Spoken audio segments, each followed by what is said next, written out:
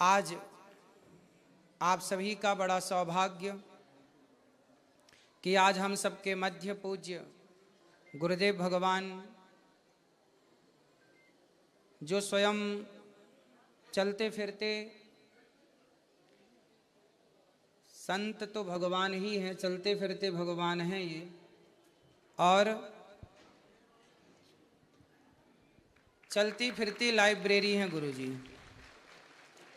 चलती फिरती लाइब्रेरी हैं। और कभी भी हम सबको किसी भी ज्ञान की ज़रूरत पड़ती है, गूढ़ ज्ञान की ज़रूरत पड़ती है, तो पूरे भारतवर्ष में यदि वेद पुराणों के विशिष्ट ज्ञान की किसी को ज़रूरत पड़ती है, मार्मिक ज्ञान की आवश्यकता पड़ती है, और वो शास्त्रों से खोज नहीं पाते, तब पूज्य गुरुदेव भगवान के पास जा कर के, उनको फ़ोन लगा करके, उनके चरणों में बैठ करके, और बहुत बहुत शास्त्रों की जो कई बार उलझन होती है, बात समझ में नहीं आती, तो बड़ी उलझी बातों को बड़ी सहजता से पूज्य गुरुदेव भगवान सुलझाते हैं। तो शास्त्रों की इस तरह से पूज्य गुरुदेव भगवान रक्षा करते हैं, और इसी रक्षा में पूरा जीवन समर्पित है, सनातन की रक्षा में।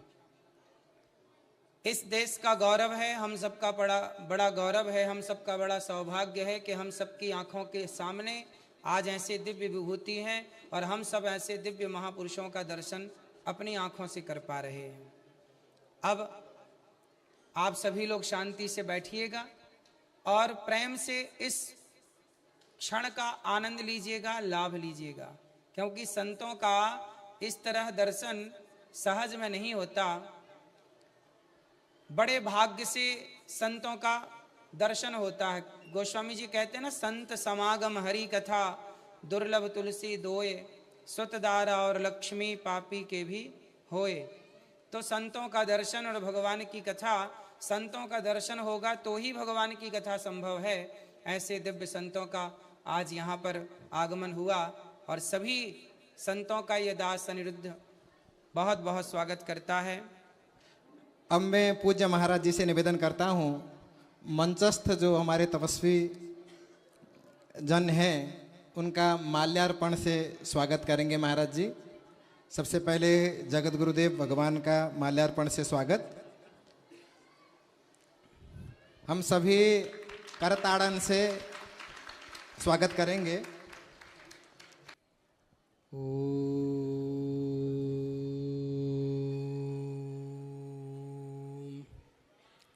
तच्छं यो वृणीमहे गातुं यज्ञाय गातुं यज्ञपतये दैवी स्वस्तिरस्तु नः स्वस्तिर्मानुषेभ्यः ऊर्ध्वं जिगातु भेषजं शन्नो वस्तुद्युपदेशं चतुष्पदे।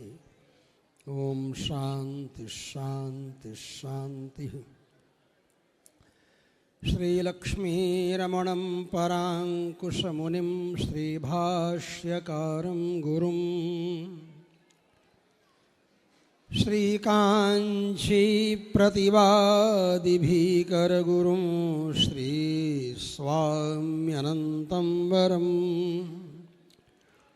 विश्वक्सेनयतीन्द्रदेशिकमुनिं श्रीरामकृष्णाङ्घ्रिपं नत्वा नौमि निजं गुरुं यतिवरं श्रीरामनारायणम्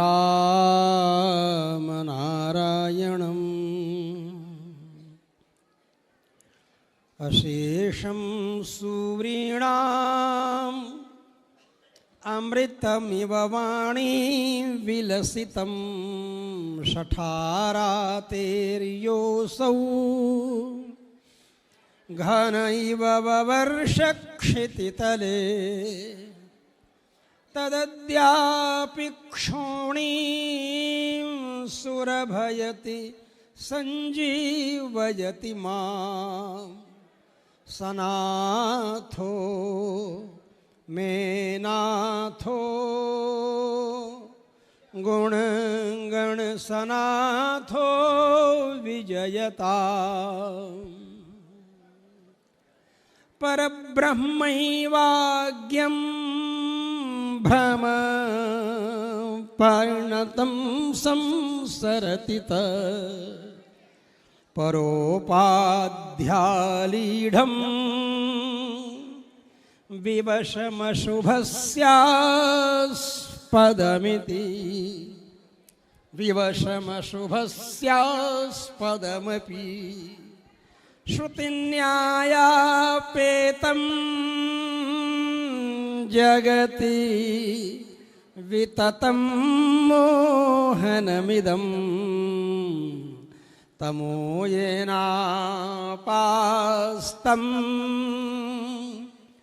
स हि विजयते यामुनमुनिः तमोयेनापास्तं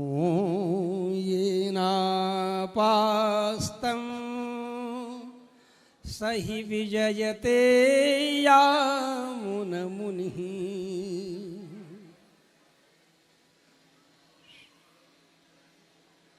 शुभगुणगणसिन्धोर्लक्ष्मणार्यस्य नित्यं निरवधिकगुणानां निर्मलादर्शरूपः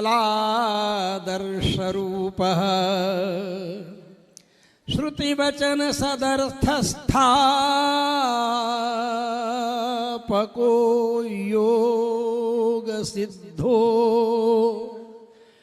जयति जगति विश्वक्सेन सूर्यतीन्द्रः जयति जगति विश्वक्सेन सूर्यस्त्रिदण्डी श्रीयुक्तं चोर्ध्वपुण्ड्रं विलसति तिलकं द्वादशाङ्गेषु यस्य श्रीमन्तं तं यतीन्द्रं बुधजनविदितं रामनारायणाख्यम् काषायं सोपवीतं शुचिवसनमलङ्कृत्य देदीप्यमानं धृत्वा भास्वत्रिदण्डं गुरुमहमनिशं श्रद्धया संस्मरामि।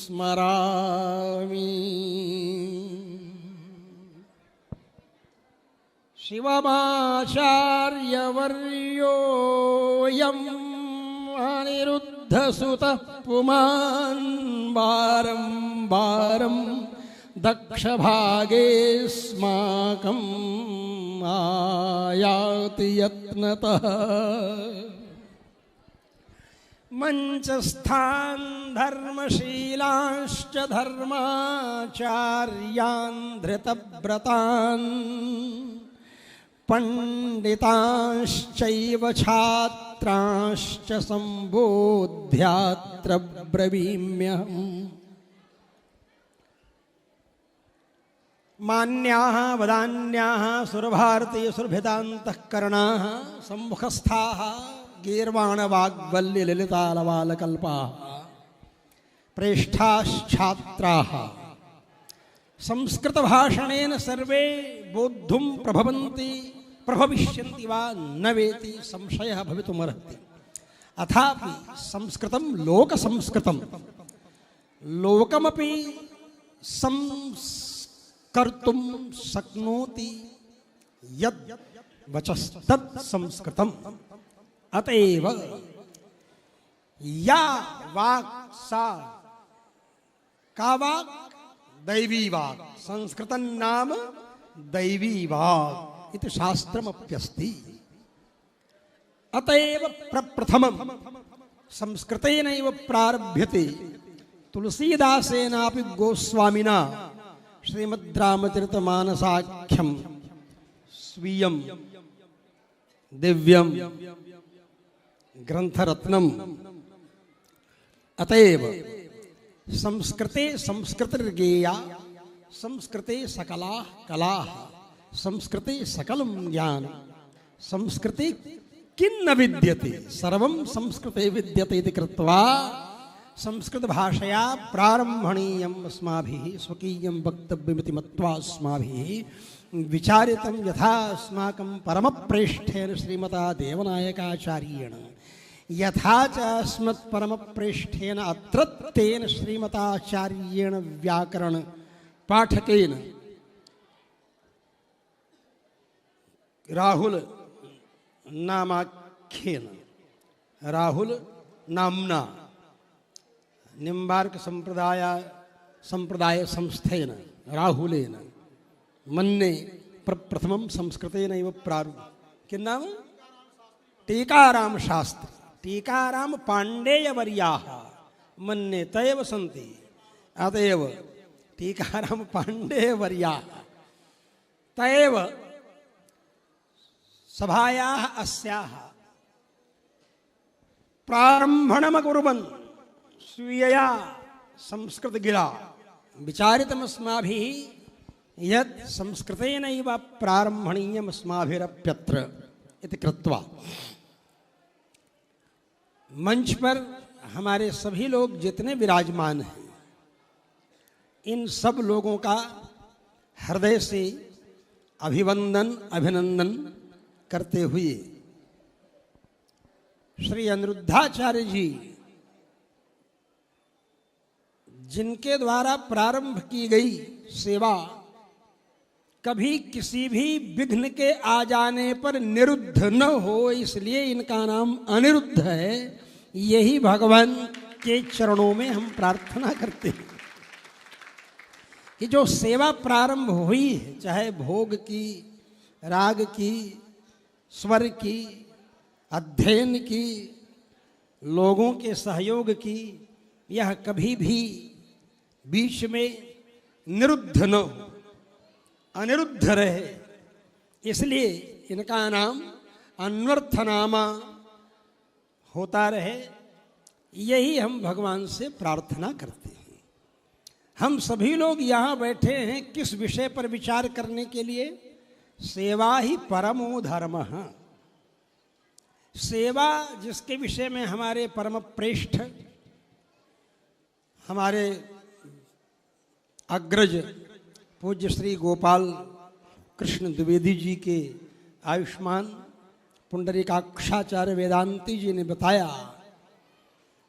कि अनंतालवान ने भगवान वेंकटेश की सेवा करना, भगवान रामानुजाचार्य की वाणी का पालन करना, उनके आदेश का पालन करना, यह स्वीकार करके भगवान वेंकटेश के बुलाने पर भी बिना माला बनाए न जाकर के ये कह देना कि हम भगवान रामानुजाचार्य के आदेश का पालन करने के लिए आए हैं, हम आपके आदेश का पालन करने नहीं आए हैं कि आप हमको बुलाएं और हम चले आए। इसलिए हम रामानुज स्वामी जी के आदेश का पालन करने के लिए आए हैं यहाँ पर। ये सबसे बड़ी सेवा है। सेवा क्या है? सेवा क्या है? सेवा का मतलब ये होता है वस्तुतः हम यह अनुभव करें कि जो कहा जा रहा है उसे ठीक से सुने। आप सब लोग जानते हैं सेवा शब्द के साथ साथ एक शब्द और जुड़ा हुआ है। वो क्या है? वो शुश्रूषा। क्या कहते हैं? सेवा शुश्रूषा। तो सेवा और शुश्रूषा, तो शुश्रूषा और सेवा, तो श्रोतुम इच्छा शुश्रूषा, सुनने की इच्छा, उसको कहते हैं शुश्रूषा।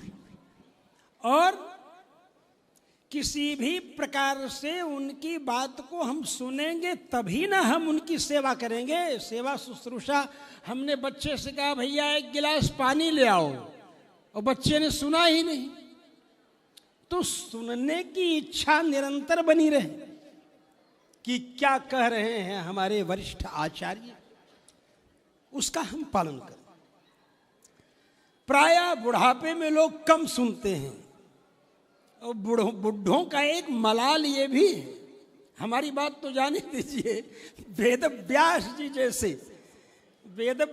जी जैसे साक्षात भगवान के ही स्वरूप वेद व्यास जी स्वयं इस बात को कहते हैं सबके सामने, कोई सुनता नहीं, कोई सुनता नहीं। इतना समझाता हूं लेकिन कोई सुनता ही नहीं। अरे भाई सुनता कोई तब ना।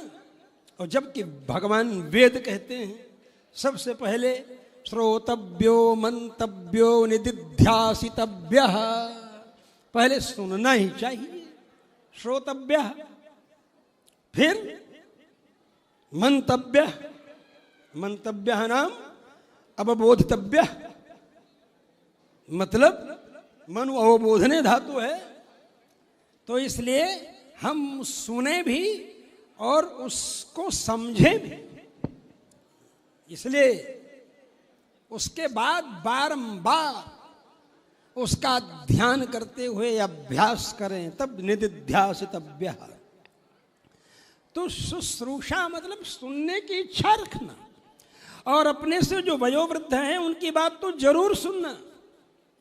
यही कष्ट है, यही मलाल है, यही दुख है वेदव्यास जी को, जो वेदव्यास जी कहते हैं मैं दोनों हाथ उठा उठा करके जोर जोर से चिल्ला करके बोल रहा हूं, लेकिन मेरी कोई सुनता नहीं। क्या कहते हैं?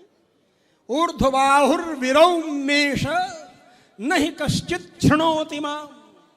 दोनों हाथ उठा करके मैं विशेषेण रौमि विशेषेण वच्मि, बार बार मैं बोल रहा हूं, नहीं कश्चित क्षणोति मां, लेकिन मेरी बात कोई सुनता नहीं।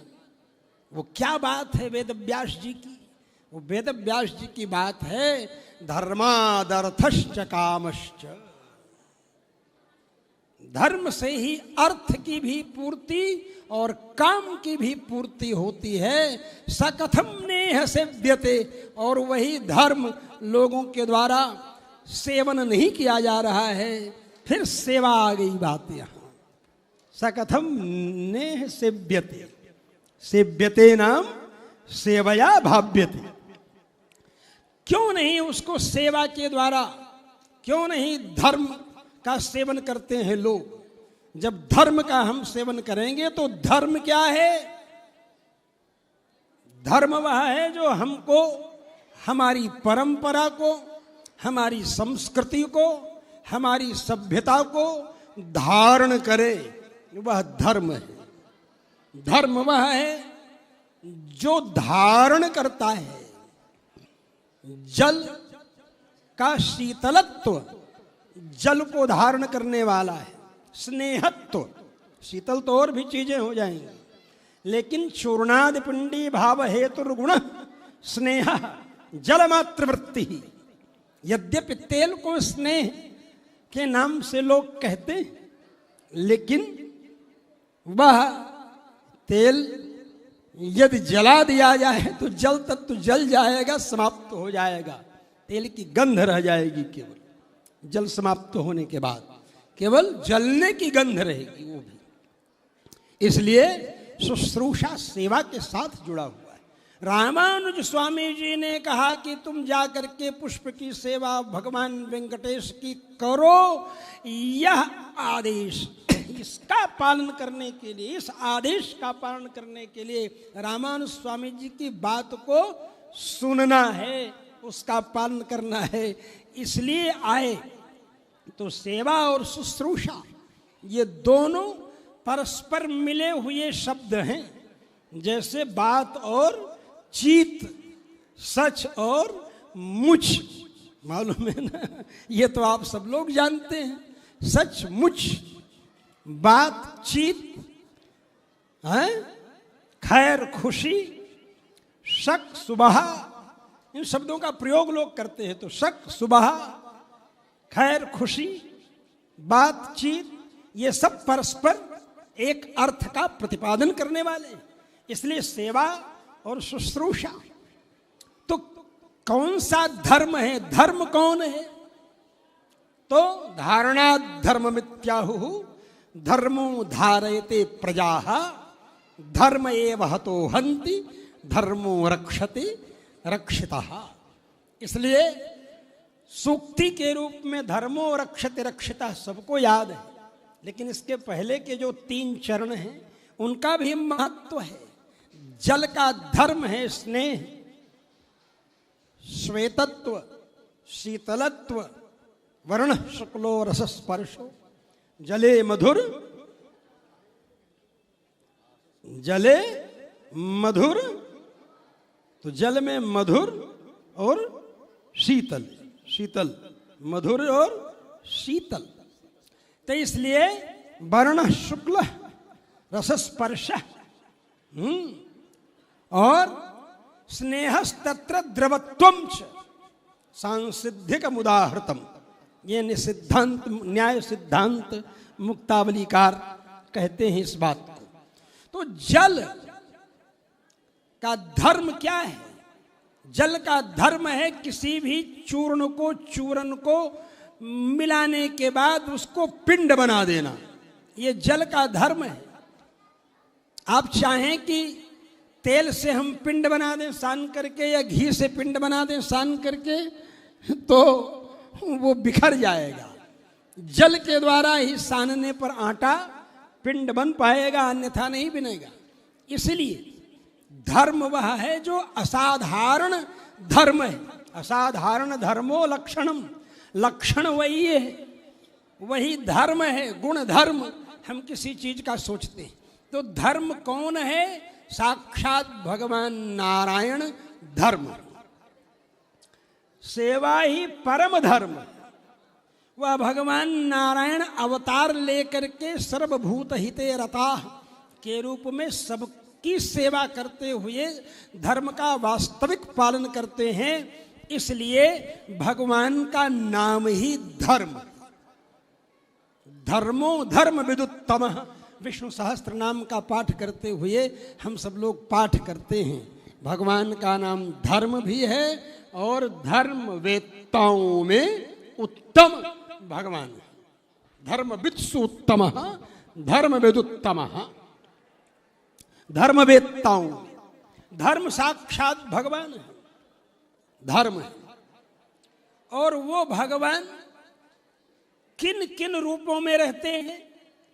तो पहला रूप तो उनका है साक्षात पूर्ण परब्रह्म स्वरूप, त्रिपाद विभूति में विराजमान रहते हैं। त्रिपाद विभूति में विराजमान रहते हैं। कहां? वैकुंठवासिनी भगवती महालक्ष्मी के साथ, जहां कोई नहीं पहुंच सकता जल्दी, ऐसे नहीं जा सकता है। वह उनका एक स्वरूप है पहला, जो वैकुंठ में है, परवासुदेव के नाम से कहा जाता है। और उसके बाद दूसरा स्वरूप भगवान का व्यूह स्वरूप है। जैसे राजा का अंतःपुर में जो स्वरूप है अपने, वहां पर कौन जाएगा? लेकिन राजा जब बैठता है कोर्ट में, न्यायालय में निर्णय करने के लिए दंडनायक होकर के, तो उस राजा के यहाँ लोग अपनी प्रार्थना लेकर के जाते, लोगों के कष्ट को सुन करके उनका समाधान करता है, निग्रह करता है, अनुग्रह करता है। दोनों कार्य। जो अनुग्राही हैं उनके ऊपर अनुग्रह करता है, जो निग्राही हैं उनके ऊपर निग्रह करता है। इसलिए निग्रह अनुग्रह करने वाले न्यायालय में न्यायाधीश के रूप में बैठने वाले, क्योंकि वही न्याय है। न्यायो नेता समीरण हम लोग पाठ करते हैं प्रतिदिन विष्णु सहस्त्र नाम का, तो वही न्याय है। इसलिए वही बैठे हुए हैं दंडाधिकारी बन करके। अगर कोई बदमाशी करता है तो उसे दंडित करना है न्यायाधीश। वो कौन सा? राजा का स्वरूप है जो न्यायाधीश का है। भगवान का कौन सा स्वरूप है? वो भगवान का स्वरूप न्यायाधीश के रूप में लोगों की प्रार्थना, देवताओं की प्रार्थना सुन करके दैत्यों के लिए दंड विधान करते हुए सज्जनों का उद्धार करने का कार्य करने की घोषणा करना। जहां से घोषणा होती है, जो घोषणा करते हैं, वह उनका दूसरा स्वरूप है। उसको व्यूह कहते हैं। व्यूहश चतुर्धा, व्यूह 4 हैं।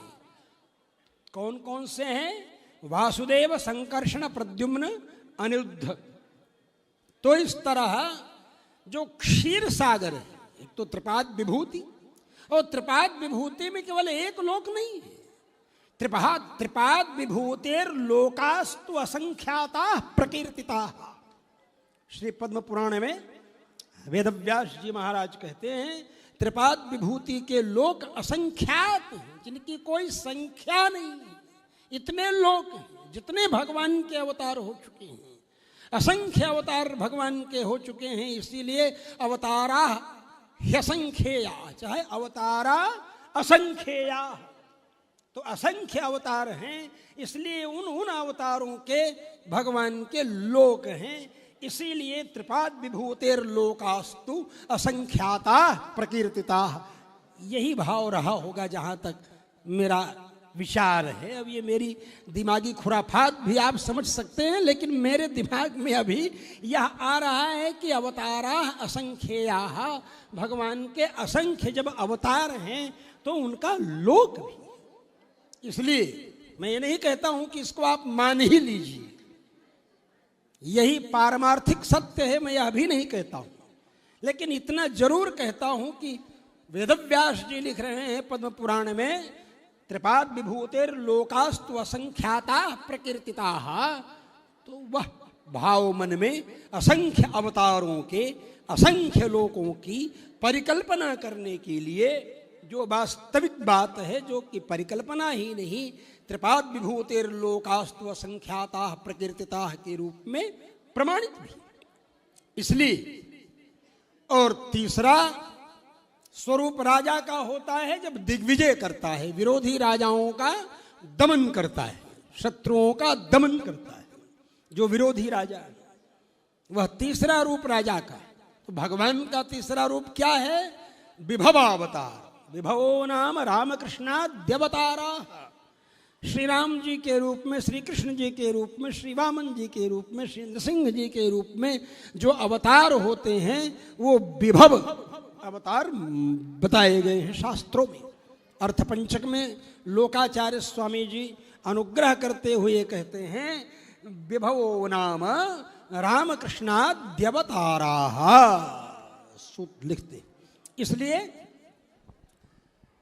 तो राजा जैसे अपने विरोधी राजाओं का दमन करने के लिए दिग्विजय यात्रा करता है, वैसे भगवान भी, श्रीमन्नारायण भगवान भी रावण, कुंभकर्ण, कंस आदि का वध करने के लिए, विरोधी राजाओं का दमन करने के लिए अवतार लेते। और चौथा रूप राजा का क्या होता है? अपने शासन प्रशासन की व्यवस्था को देखने के लिए, निरीक्षण करने के लिए खुफिया बन करके, गुप्तचर बन करके, छिपे रुस्तम वो घूमते हुए देखता है कि मेरे नगर में क्या हो रहा है, मेरे शहर में क्या हो रहा है, मेरे राज्य में क्या हो रहा है, कैसी व्यवस्था संचालित हो रही है, कौन क्या कर रहा है, यह जानने के लिए, अपने विषय में ही नहीं दूसरे के विषय में भी जानने के लिए, सबके विषय में जानने के लिए वह राजा निकलता है, खुफिया बनकर, गुप्तचर बनकर के, जासूस बनकर के जा करके पता लगाता है कि क्या है क्या नहीं है। वह खुफिया, वह गुप्तचर कौन है? जो अंतर्यामी रूप में अंतःकरण में विराजमान है परमात्मा, ईश्वर सर्वभूतानां हृदयेर्जुन तिष्ठति के रूप में, वह अंतर्यामी रूप में अंतः प्रविश्य यमयति इति अंतर्यामी, अंदर प्रवेश करके जो यमन शासन, यमन मन शासन कर रहे हैं, वह अंतर्यामी भगवान, वो खुफिया है, वो गुप्तचर। और पांचवा रूप राजा का होता है जो सिक्के के ऊपर रहता है। राजा का रूप होता है ना सिक्के पर, मुद्रा पर, वो पांचवा रूप है। सिक्के, यहां राजतंत्र नहीं है, इसलिए राजा का कोई, यहां लोकतंत्र कहते हैं ना इसको, हालांकि कमवा सब राजा का ही कर रहे हैं, जब राजतंत्र खत्म हो गया तो राज्यपाल किस लिए? हटाओ राज्यपाल, लोकपाल शब्द रखो। बोलो भाई, फिर राज्यपाल क्यों? विचार करने की बात है। जब लोकतंत्र है और लोकसभा है तो आप लोक नीति चालू कीजिए, राजनीति क्यों करते हैं? जब राज ही नहीं है, राजतंत्र ही नहीं है, तो राजनीति किस बात की है? तो धोखेधड़ी है दुनिया के सामने। आपको तो लोक नीति शब्द का प्रयोग करना चाहिए राजनीति के लिए। लोकसभा लेकिन लोगों के सामने शब्द जाल करके कि जनप्रतिनिधि, जनप्रतिनिधि कहां से हो गए? वो तो पार्टी प्रतिनिधि है। जनप्रतिनिधि तो तब माने जाते जब जनता चुन करके कहती कि इन्हीं को टिकट दिया जाए, तब न जनप्रतिनिधि मानते। पार्टी ऊपर से टपका देती है तब तो पार्टी प्रतिनिधि हुए ना, जनप्रतिनिधि कहां से हो गए भाई?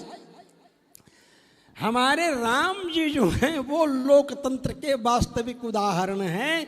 1000 आदमी में अगर 549 आदमी ने किसी को दे दिया वोट और किसी को, सोचो 449 किसी वोट किसी को मिला और किसी को 551 मिल गया, मान लो। सोचो, विचार करने के बाद कहां से करेंगे, कहां से बहुमान, क्या करेंगे? किसी को 50, एक वोट 500 का आधा आधा कर लीजिए, 500 इधर 500 इधर, तो इधर से एक आ गया तो 449 हो गया, अरे 551 हो गया ना। तो 449 लोगों की बात को दबा दिया गया और उसी को स्वीकार कर लिया गया। लेकिन भगवान श्री राम 2 आदमी भी नहीं चाह रहे मंथरा और कैकेयी के सिंहासन पर बैठे, तो कहते हैं कि मुझे नहीं बैठना है। लोकतंत्र वह होगा जो लोक की तरफ से आएगा, लोकतंत्र वह होगा जो लोक की तरफ से आए। लोक की तरफ से मतलब केवट भी समर्थन कर रहा है, शबरी भी समर्थन कर रही है, विभीषण राक्षस स्वयं आए हुए हैं राज तिलक में, सुग्रीव आए हुए हैं। वास्तविक लोकतंत्र तो भगवान श्री राम के समय में था। आज तो लोकतंत्र के नाम पर राजतंत्र है, जिसको मोदी जी चाह लेंगे, जिसको अमित शाह चाह लेंगे। ये लोग चाह लें तो चाहे कुंभ में जाकर के नहाएं, हम लोगों को नहाने को मिले चाहे न मिले, तो ये ना राजतंत्र है, ये लोकतंत्र कहां से हो गया? इसलिए लोकतंत्र जो है वस्तुतः भगवान कृष्ण प्रस्तुत करते हैं, लोक स्वयं उनका समर्थन करता है, स्वयं ब्रज के सारे ग्वालवाल उनका समर्थन करते हैं, कंस का विध्वंस कर देते हैं भगवान श्री कृष्ण। ये है वास्तविक। कहां कहां से जाकर के, किधर से जाकर के लोगों को जुटा करके संयुक्त करके द्वारकाधीश के रूप में सुप्रतिष्ठापित होकर के जब जैसी नीति की जरूरत हो तब तैसी नीति मान करके वास्तविक, तो वस्तुतः यदि कहा जाए, विचार किया जाए, तो मैं यही कहूंगा कि धर्म साक्षात भगवान है। उनके 5 रूप हैं और सिक्के में जो रूप राजा का होता है वैसे ही भगवान का रूप मंदिर में विराजमान है। जहां हम ऊपर जाकर के दर्शन करके आए हैं भगवान का, तो वही अर्चावतार वो सिक्के के ऊपर का स्वरूप है। तो जो प्रतिष्ठा कराता है भगवान की, उसे सार्वभौम पद प्राप्त होता है। भगवान वेद व्यास श्रीमद् भागवत महापुराण में अनुग्रह करते हुए लिखते हैं, भगवान श्री कृष्ण स्वयं कह रहे, स्वयं प्रतिष्ठया सार्वभौम सद्मना भुवन त्रयम। प्रतिष्ठा कराने से सार्वभौम का पद, सद्मना सार्वभौम माने समस्त पृथ्वी पर एक छत्र, प्रतिष्ठया सार्वभौमम सद्मना भुवन त्रयम। भगवान का मंदिर बना देने वाला जो है प्रतिष्ठा नहीं भी करा पाया। हमारे गोपालाचार्य त्रिदंडी स्वामी जी परम पद हो गए, सुदर्शन भगवान का मंदिर बनाए और श्री हरिगुरु सुदर्शन धाम करके अयोध्या में, और प्रतिष्ठा नहीं करा सके और चले गए। उनका मठ आज दुर्नीतियों का शिकार हो गया, लेकिन फिर भी उन्होंने संकल्प तो किया था प्रतिष्ठा कराएंगे, मंदिर तो बनाया। यद्यपि गोपालाचार्य स्वामी जी को चाहे जो वैष्णव हैं प्रपन्न, उनको न सार्वभौम पद की जरूरत है, न त्रिभुवनाधिपति होने की जरूरत है, इच्छा है, और न ब्रह्मलोक की इच्छा है। पूजा दिना ब्रह्मलोकम, जो पूजा आदि की व्यवस्था करता है उसे ब्रह्मलोक प्राप्त होता है। और त्रिभिर्मत समताम यात, भगवान कहते हैं जो तीनों करा दे, मंदिर भी बना दे, मंदिर में प्रतिष्ठा भी करा दे, और मंदिर में पूजा आदि की व्यवस्था भी करा दे, भोग राग की व्यवस्था भी करा दे, और तीनों जो करा दे, मतलब मत समताम, या तो मेरे समान हो जाता है। मेरे समान हो जाता है मतलब मैं उसको मोक्ष प्रदान कर देता हूं। भगवान के समान होगा, भगवान तो नहीं होगा, क्योंकि मुक्तैश्वर्यम जगत व्यापार वर्जम, जीवात्मा का ऐश्वर्य तो सृष्टि की उत्पत्ति, पालन, संहार आदि कार्य के अधिकार से रहित है। यह अधिकार मुक्त व्यक्ति को नहीं मिलता है। परमात्मा सर्वतंत्र स्वतंत्र सर्वेश्वर है, सर्वांतर्यामी है। भगवान रामानुजाचार्य श्री भाष्य में लिखते हैं चतुर्थाध्याय के चतुर्थ पाद में कि जब भगवान स्वतंत्र हैं, और जब भगवान स्वतंत्र है तब तो यह जीवात्मा, भगवान इच्छा करेंगे फिर इसको जाना है मृत्युलोक में, तो फिर संसार में आना पड़ेगा। फिर मोक्ष कैसे, फिर कैसे सिद्ध होगा मोक्ष? फिर कैसे? माम उपैत्य तो कौन्तेय, हे कौन्तेय, हे अर्जुन, माम उपैत्य मतलब मेरे लोक में आकर के मेरे पास पहुंच करके दोबारा फिर जन्म नहीं लेते हैं, ये बोलते हैं ना भगवान कृष्ण। तो शंका होती है, एक प्रश्न उठता है कि भगवान स्वतंत्र हैं और मुक्त का ऐश्वर्य जो है वह परमात्मा के ऐश्वर्य के समान है, लेकिन वह नहीं है, तो भगवान यहां मृत्युलोक को फिर भेज देंगे मोक्ष? तो बोलते नहीं, भगवान श्रीमन नारायण अपने श्वास प्रश्वास भूत वैदिक संविधान का पालन स्वयं करते हैं, और भगवान के श्वास प्रश्वास रूप वेद का वास्तविक विधि निषेध पालन, वर्ण आश्रम धर्म की मर्यादा जो वेदों में लिखी गई है उसका पूर्ण रूप से पालन किया अगर किसी अवतार में भगवान ने, तो श्री रामावतार में पालन किया।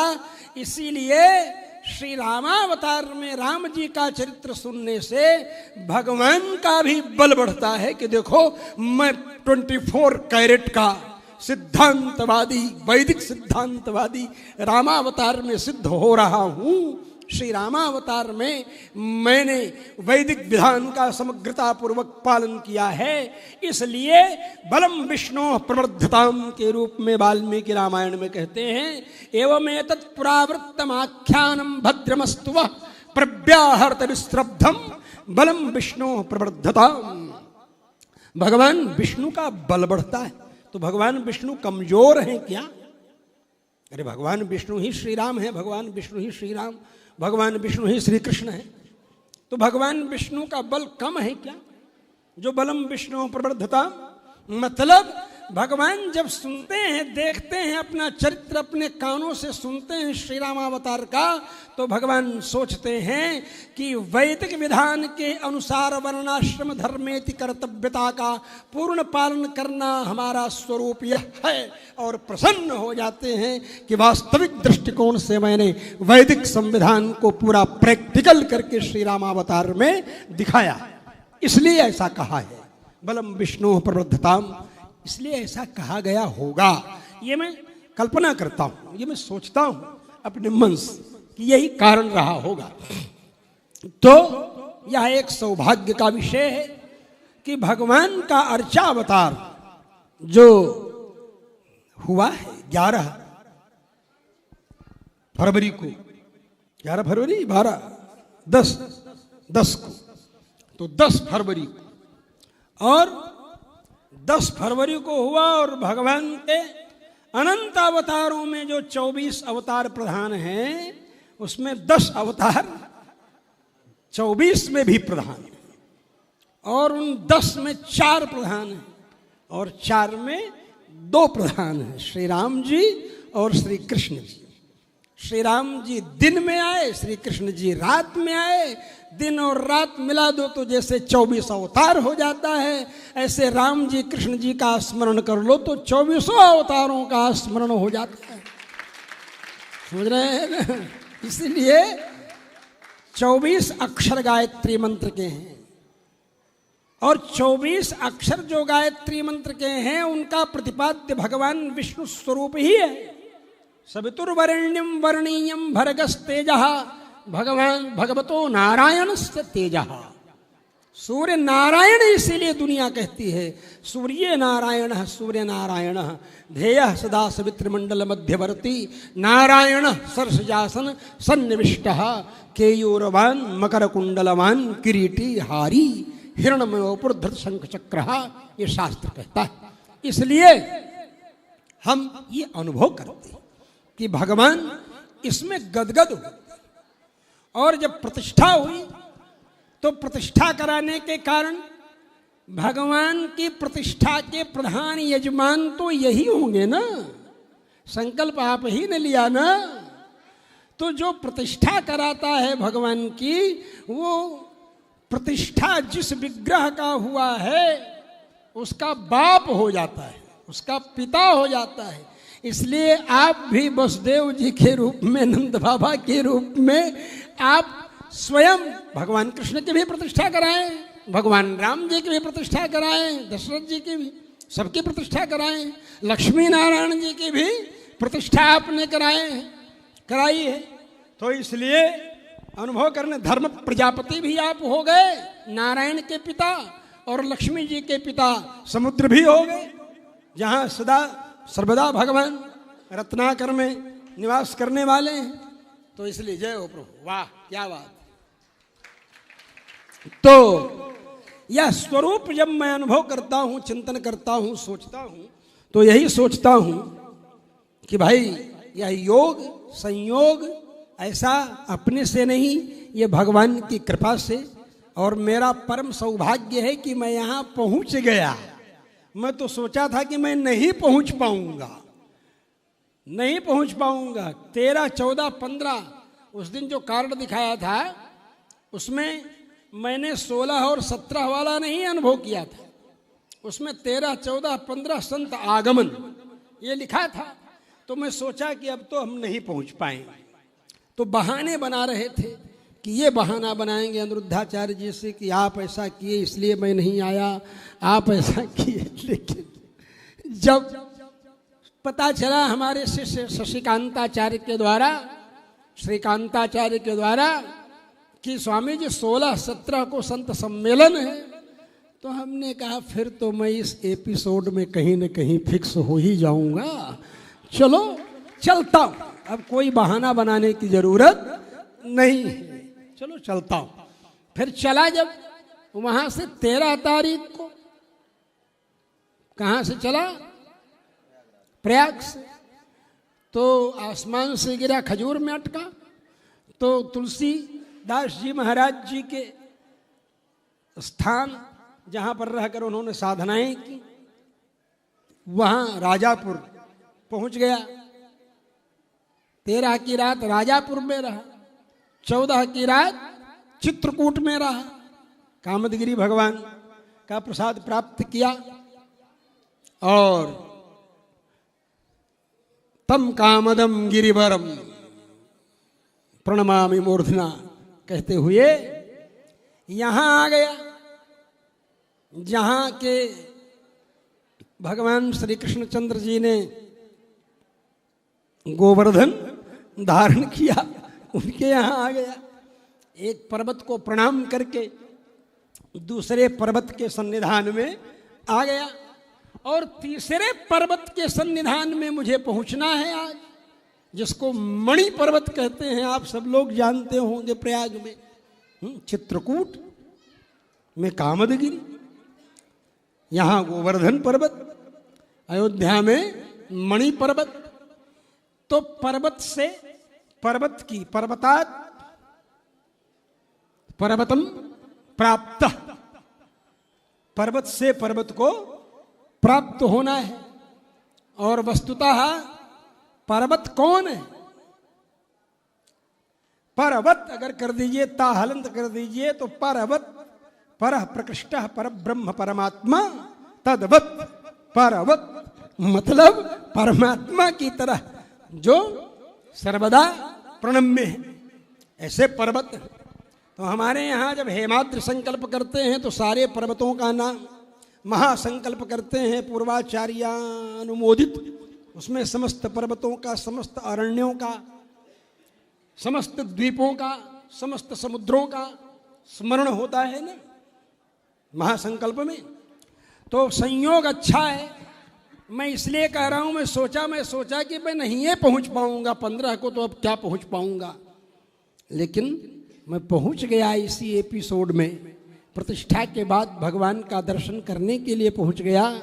इसलिए आप सब लोगों को तो मैं धन्यवाद दे ही रहा हूं, अपने को भी मैं धन्यवाद दे ले रहा हूं कि मैं पहुंच गया आपके पास। इसलिए मह्यम नमोस्तु कवये निरपत्रपाय, यमुनाचार्य स्वामी जी कहते, ऐसे मुझ कवि को भी मैं हाथ जोड़ता हूं कि जिसका वर्णन करने में बड़े बड़े लोग भी शक्यो न मातुमपि सर्व पितामहाद्यैः, सर्व माने शिव जी, पितामह माने ब्रह्मा जी आदि के द्वारा भी जिनके गुणों को नापना समर्थ नहीं है, नाप नहीं सकते, माप नहीं सकते हैं। कर्तुम तदीय महिम स्तुति मुद्यताय मह्यम नमोस्तु, उनकी स्तुति मैं करने जा रहा हूं, हमको प्रणाम। मतलब इस तरह अपने को, हालांकि वो व्यंग्य के रूप में ही प्रणाम कर रहे हैं। भैया आप 10 तुम्बा तोड़ के आए हैं, हाँ 10 तुम्बा। तब तक दूसरा बोला मैं 50 तुम्बा तोड़ के आया। तो बोले अच्छा भैया, तो आपको प्रणाम है। उसी तरह से मह्यम नमोस्तु कवये निरपत्रपाय ये कहते, ये कालिदास जी की तरह नहीं कहते हैं कि गमिष्याम्युपहास्यताम, ये स्वयं कहते हैं मह्यम नमोस्तु कवये निरपत्रपाय, अंतिम सीमा में कहते। वस्तुतः विद्वानों के लिए गंभीर विषय इन सब में छिपे हुए हैं, और यहाँ हमारे परम प्रेष्ठ अग्रज कल्प सुदर्शनाचार्य जी, नैयायिक जी अनुभव ही कर रहे हैं रहस्यों को, और शास्त्रों के रहस्य बड़े गंभीर हैं। मुझको तो अशोक व्यास जी ने रुला दिया। आज ऐसा वर्णन किया अशोक व्यास जी ने उस गुलाब के फूल को खरीदने की कथा का कि मैं विह्वल हो गया। वस्तुतः शुद्ध अंतःकरण से जो भगवान की बात सामने आती है वो अंतःकरण में प्रवेश कर जाती है। इसलिए रील बनाने के लिए तो लोग तरह तरह की बातें बोलेंगे, तरह तरह की बातें करेंगे, बहुत रीलें बताते हैं, बता रहे आप देखते होंगे, सब मास्टर हैं इस विषय में। लेकिन वस्तुतः जो भगवान की हम सेवा किस तरह से करें ये एक वास्तविक भाव वैष्णवों के मन में सर्वदा बना रहता है। कैसे सेवा की जाए भगवान की। सर्वात्मत्वेन देहवत। आप ये नहीं कह सकते हैं कि इनको क्या ठंडी लगेगी, ये तो सर्वेश्वर है, ठंडी को पैदा करने वाले तो यही हैं, इनको क्या ठंडी लगेगी। हमारे संहिता ग्रंथ नारद पांचरात्रागम उपदेश करते हैं सर्वात्मत्वेन देहवत। भगवान की उसी तरह सेवा करो जैसे अपने शरीर की सेवा करो। अपने शरीर को जैसे ठंडी में गर्म पानी से नहलाते हो। आज तो मैंने संगमय स्नान कर लिया। मैं देखा बाथरूम में वो हीटर, वो क्या कहते हैं, गीजर, वो पनिये नहीं गर्म कर रहा था। अब उस कमरे में जो ठहरा था वो भी बेचारा संकोच ही रहा होगा, वो बताया ही नहीं होगा और फिर इनको मालूम भी नहीं रहा होगा।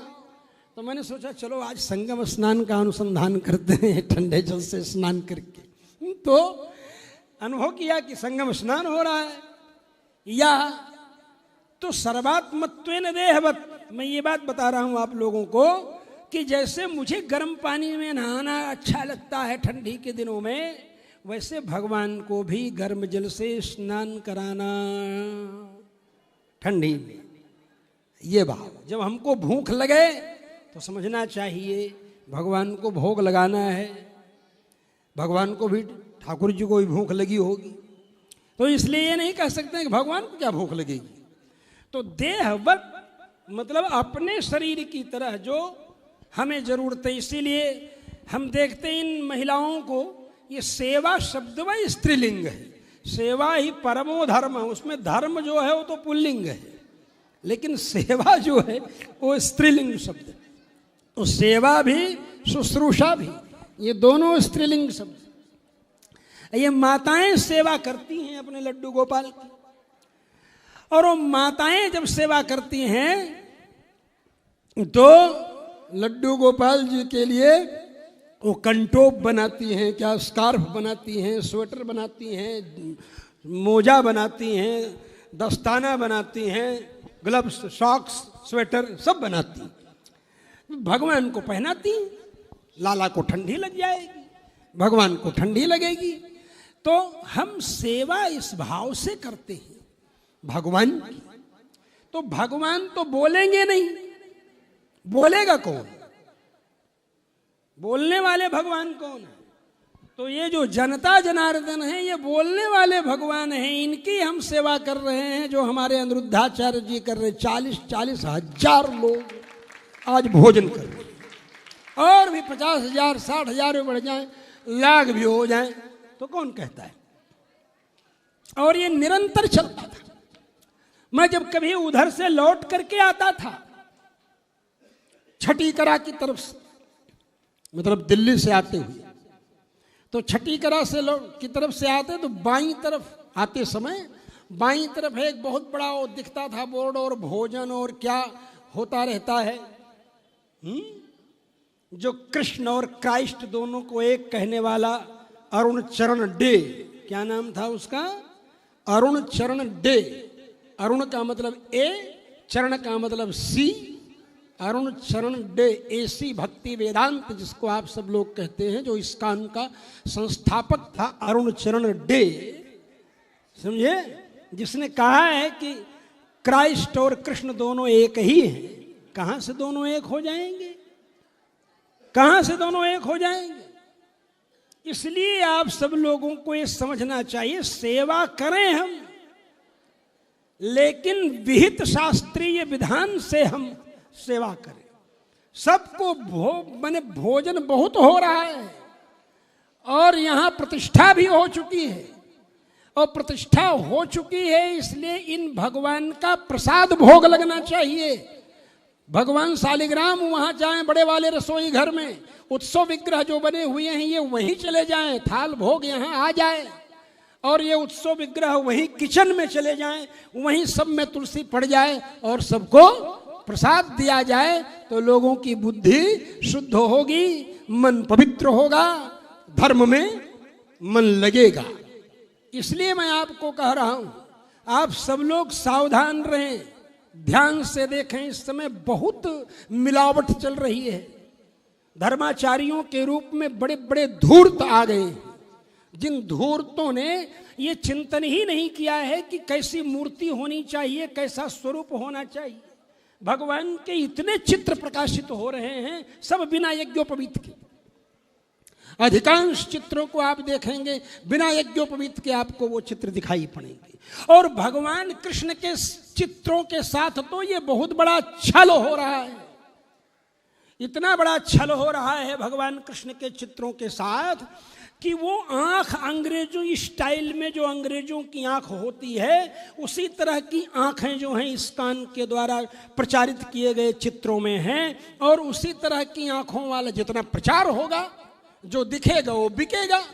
तो उसी तरह से ऐसे ऐसे चित्र हमारे पास आ जाते हैं।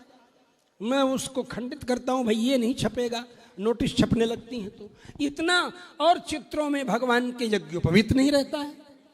तो इस तरह से हमारे ठाकुर जी के स्वरूप को भी विकृत करने का षड्यंत्र चल रहा है।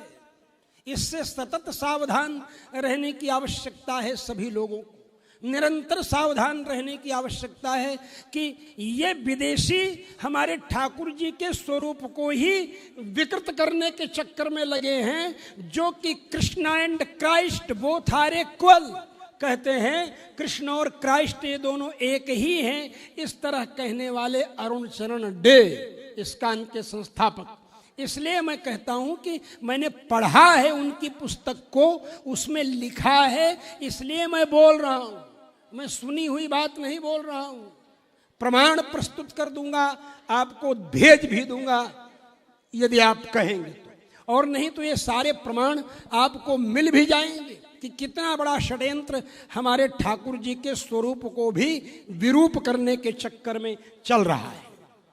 इसलिए मैं आप सब लोगों को समझाऊंगा कि आप सब लोग इस श्री विशिष्टाद्वैत मंडपम में बैठ करके विशिष्टाद्वैत सिद्धांत, जिसके अंदर अद्वैत प्रविष्ट है। विशिष्टाद्वैत का मतलब विशिष्टतया अद्वैतम, विशिष्टंच विशिष्टंच विशिष्टे विशिष्टयोर अद्वैतम विशिष्टाद्वैतम, ये बताया है। विशिष्ट और विशिष्ट दो बार कहो तो विशिष्टे हो जाएगा, और स्वरूपाणाम एक शेष एक विभक्तो विशिष्टाद्वैतम। तो विशिष्टम च विशिष्टे द्विवचन इसीलिए किया कि दोनों विशिष्ट का रूप मालूम हो जाए, कि माने सूक्ष्म चेतन और सूक्ष्म जड़ पदार्थों में रहने वाला परमात्मा, स्थूल चेतन और स्थूल जड़ पदार्थों में रहने वाला परमात्मा, ये दोनों परमात्मा दो परमात्मा नहीं है, एक ही परमात्मा है, एक ही अद्वैतम एक है। विशिष्टयोर अद्वैतम विशिष्टाद्वैतम, दो विशिष्टों का अद्वैतत्व है। दो विशिष्ट कौन? एक सूक्ष्म चेतना चेतन विशिष्ट, एक स्थूल चेतना चेतन विशिष्ट। इन दोनों विशिष्टों का एकत्व माने ये दोनों एक ही हैं, वही पूर्ण पर ब्रह्म परमात्मा सर्वेश्वरेश्वर सर्वांतर्यामी अखिल हेय प्रत्यनेक कल्याण गुणैकतान श्वेतर समस्त वस्तु विलक्षण ज्ञानानंदैक स्वरूप मार्दवार्जव सौहार्द साम्य कारुण्य गांभीर्य स्थैर्य धैर्य पराक्रम सत्य संकल्प सत्य काम वात्सल्य सौशील्य वशी वदान्य गुणवान ऋजु शुचि मृदु दयालु मधुर स्थिर सम कृति कृतज्ञाद्यनंत कल्याण गुणगण विशिष्ट अघटित घटना पटीयान कोटि कोटि कंदर्प दर्प दलन पटीयान महतो महीयान सर्वतो ज्यायान भक्तवांछा कल्पतरु अतुल छविमान भगवान श्रीमन नारायण ही दोनों में, सूक्ष्म चेतना चेतन में भी और स्थूल चेतना चेतन में भी, तो वह विशिष्टाद्वैत है। इसलिए आप सब लोगों को यह समझ लेना जरूरी है कि हम वैदिक परंपरा के अनुसार स्थापित सिद्धांतों के माध्यम से वर्णाश्रम धर्म की व्यवस्था के द्वारा भगवान की पूजा करते हुए वर्णाश्रमाचारवता पुरुषेण परः पुमान विष्णुराराध्यते पंथा नान्यस्तत्तोषकारक। श्रीमद् भागवत में स्वयं वेदव्यास जी लिखते कि वर्णाश्रमाचारवता पुरुषेण, वर्णाश्रम का आचार, वर्ण माने ब्राह्मण क्षत्रिय वैश्य शूद्र, इन चारों के लिए जो धर्म बतलाए गए, और आश्रम मतलब ब्रह्मचर्य गृहस्थ वानप्रस्थ संन्यास, इन चारों के लिए जो धर्म बताए गए, इनके माध्यम से किया गया जो भगवान का आराधन है, उसी के माध्यम से भगवान संतुष्ट होते हैं। उनको संतुष्ट करने का कोई दूसरा माध्यम नहीं है। अपने वर्णाश्रम धर्म की परंपरा के अनुसार भगवती मीराबाई ने भगवान कृष्ण की पूजा करके उनको संतुष्ट करके उनको प्रकट कर लिया, और अपने मनमाना रामपाल जैसे कथावाचक मनमानी कथा कहते हुए, मनमाना कबीर मनीषी परिभू स्वयंभू जो कहा है, उसमें कहते कबीर मनीषू में कबीर का नाम है। तो इस तरह से आज तक भगवान नहीं प्रकट हुए, वो मीरा जी के सामने प्रकट हो गए, क्योंकि वो अपने वर्णाश्रम धर्म की मर्यादा के अनुसार भगवान कृष्ण की पूजा कर रही थी। वो कोई वेद मंत्र का उच्चारण करके पारायण नहीं कर रही थी, और न कोई धर्माचार्यों की लाइन में जाकर सट करके बैठ ही रही थी। इसलिए भगवती मीराबाई ने भगवान को प्राप्त कर लिया और भगवान को प्रकट कर दिया। आज हम सब लोग जानते हैं इस चीज को। अपने वर्णाश्रम धर्म की मर्यादा का पालन करना, ये श्रीमद् भागवत हमें उपदेश देता है। विष्णुराराध्यते पंथा नान्यस्तत्तोषकारक। वर्णाश्रम धर्म की परंपरा के अनुसार भगवान की आराधना के अतिरिक्त उनको संतुष्ट करने का कोई दूसरा मार्ग नहीं है, ये वेदव्यास जी कहते हैं। इसीलिए हमारे यहाँ धन्ना सेठ, संत रविदास, व्याध, तुलाधार वैश्य, ये कोई वेद पारायण करने नहीं गए थे, और न ये कोई जगतगुरु धर्माचार्य सिंहासन पर बैठे थे, लेकिन इनके पास साधक और तपस्वी भी धर्म तत्व का उपदेश ग्रहण करने के लिए गए। महाभारत में तो लंबी चौड़ी कथा है, हमको भी ज्यादा है जाना है, लंबी दूरी तय करनी है, दूर जाना है, लेकिन मैं यही कहूंगा कि अपने वर्णाश्रम धर्म की परंपरा का पालन करते हुए इन लोगों ने अपना कार्य किया, और चमड़ा ही रगड़ रहा था, लेकिन अपने वर्णाश्रम धर्म की व्यवस्था का पालन कर रहा था। उसका धर्म है, उसकी व्यवस्था है। एक मछुआरा है, मछली पकड़ता है, मछली मारता है, मछली खाता है, फिर भी भगवान का भजन करता है, भगवान उसके ऊपर भी प्रसन्न होते हैं। लेकिन एक ब्राह्मण होकर के वो इस तरह करेगा तो भगवान थोड़ा प्रसन्न होंगे।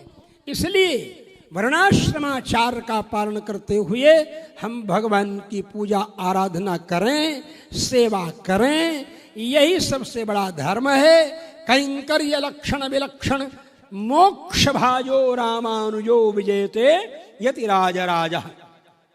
कैंकर्य लक्षण विलक्षण मोक्ष, यह बताने वाले कौन हैं? रामानुज स्वामी। अब कुछ लोग 2-4 अक्षर पढ़ लेते हैं, और 2-4 अक्षर व्याकरण का पढ़ लिया, और एक गांठ लेकर पंसारी, एक गांठ हल्दी लेकर पंसारी बन के बैठ गए, चाहे शरीर भर में पूरा आटा लीप लिया, और कह गए हम बहुत बड़े रसोइया हैं, भले कुछ भी नहीं आ रहा है। बताओ भाई, इस तरह करने से नहीं काम होगा। ये हमें समझना होगा। ये जब हम जानेंगे तभी हम समझेंगे। कुछ लोग कहते हैं, ज्यादा दिमाग लगाते हैं। अब हम पाठ कर रहे थे कैंकर्य लक्षण विलक्षण मोक्ष भाजो, अब तब तो कोई पंडित थे, टोक दिए, बोल दिए कि क्या कर रहे हैं आप, भाग भाजो भाजा हैं। हमने कहा आप भाग शब्द में नहीं है, तो फिर तुम कैसे आखिर जबरदस्ती इसको अशुद्ध मान करके और उसमें संशोधन भी कर दे रहे हो, लक्ष्मी ही कह रहे हो। कैंकर्य लक्षण विलक्षण मोक्ष लक्ष्मी रामानुजो विजयते यति राज राजा। ऐसा कैसे? ये तो भाई कैंकर्य लक्षण विलक्षण मोक्ष भाजा तो रामानुज स्वामी जी का विशेषण है, और आप उसमें चतुर्थी लगा दे रहे हैं। रामानुज स्वामी मतलब कैंकर्य लक्षण विलक्षण मोक्ष लक्ष्मी माने भाजा शुद्ध मानकर उसको सुधार रहे हैं, जबकि ऐसा नहीं। कैंकर्य लक्षण को, कैंकर्य माने किंग करवाणी, क्या करूं क्या करूं क्या करूं, इस तरह की भावना, क्या सेवा करूं, इस तरह की जो भावना है, उस भावना का नाम किंकर है। क्या नाम है? किंकर। और किंकर से भाव कैंकर्यम, किंकर का जो भाव है वो कैंकर्य।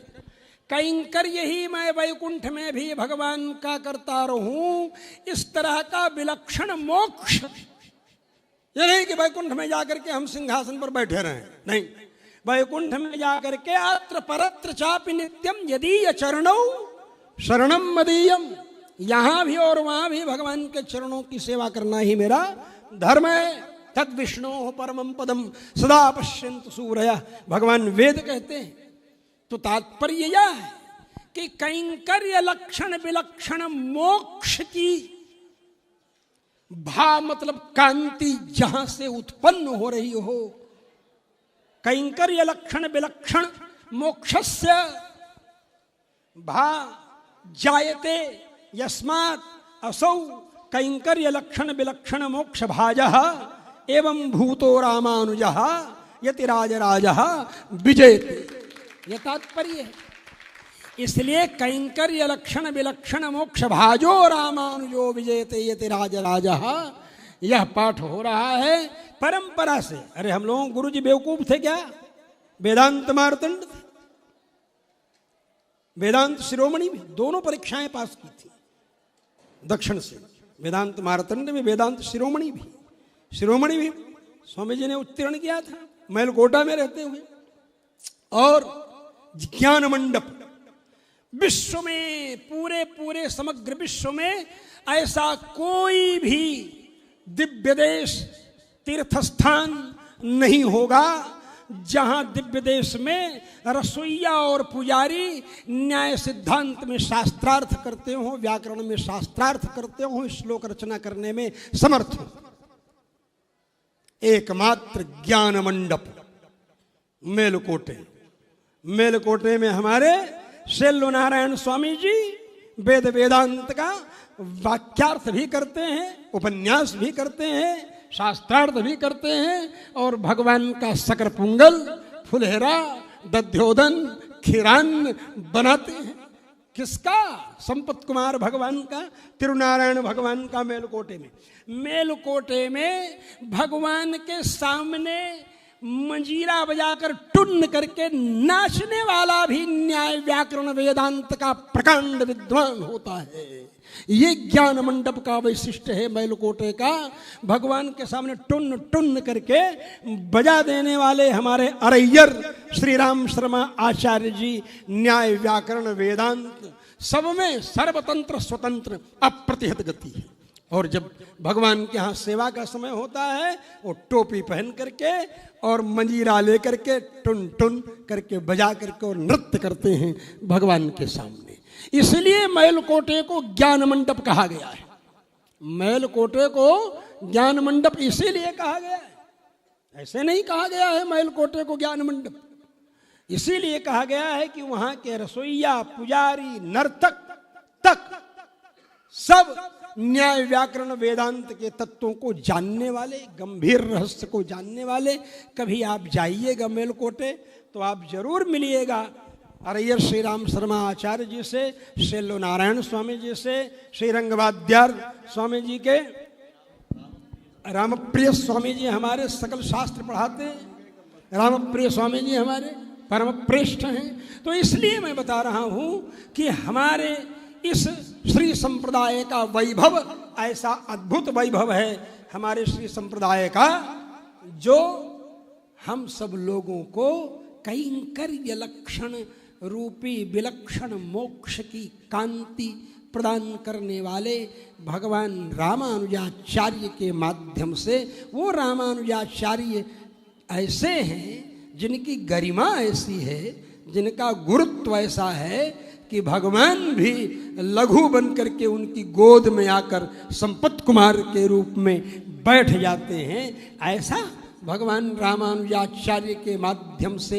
विशिष्टाद्वैत मत प्रवर्तन जो किया गया है, वही विशिष्टाद्वैत मंडप यह है, जिस विशिष्टाद्वैत मंडप में बैठ करके हम सब लोग चिंतन कर रहे हैं। मैं तो यह निर्देश दूंगा श्री अनिरुद्धाचार्य जी को कि इस कथा मंडप, इस विशिष्टाद्वैत मंडप में प्रतिदिन 1 घंटे कालक्षेप होना चाहिए, नियमित रूप से होना चाहिए। ये नहीं कि भागवत के प्रोग्राम जब सेट हैं, तय हैं, तब यहाँ हाल में कार्यक्रम हो रहा है, उसके बाद नहीं हो रहा है।